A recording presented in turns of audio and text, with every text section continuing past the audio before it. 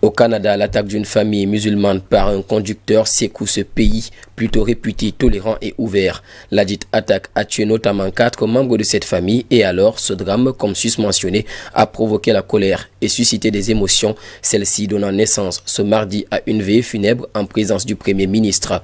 Selon Justin Trudeau, cette tuerie n'est pas un accident. Le Premier ministre dénonce une attaque terroriste motivée, je cite, par la haine. Dans son propos, l'homme d'État a rappelé que le Canada avait connu ces dernières années, et notamment depuis la fusillade de la mosquée de Québec qui avait fait 6 morts en 2017, une hausse des actes de haine et de racisme qui ont écorné son image d'ouverture et de tolérance envers les minorités sexuelles ou raciales.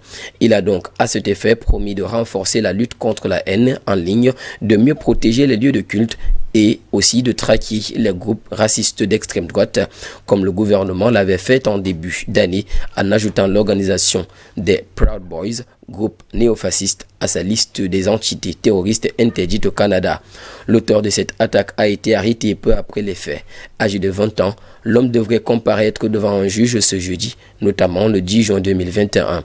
Il a notamment été inculpé de meurtre avec préméditation et plusieurs dirigeants de la communauté musulmane au Canada appellent la justice à qualifier cet acte de terroriste.